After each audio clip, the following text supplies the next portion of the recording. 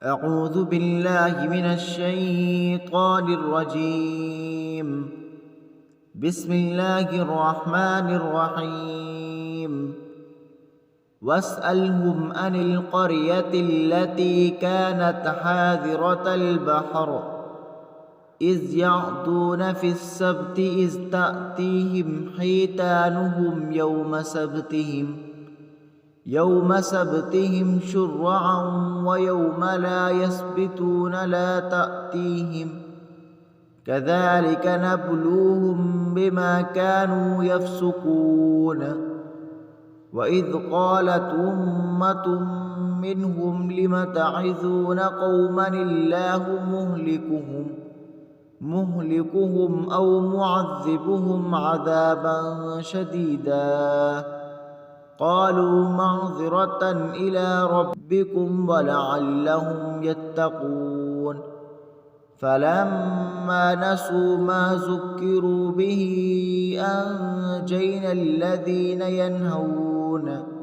ينهون عن السوء وأخذنا الذين ظلموا بعذاب بئيس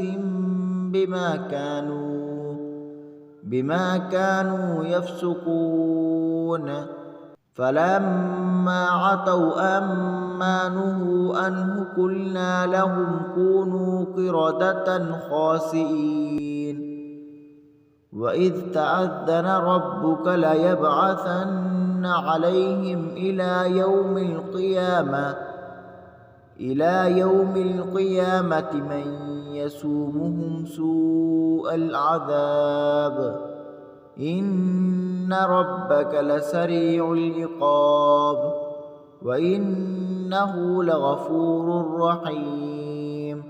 وقطعناهم في الأرض أمما منهم الصالحون ومنهم دون ذلك وبلوناهم بالحسنات والسيئات لعلهم يرجعون.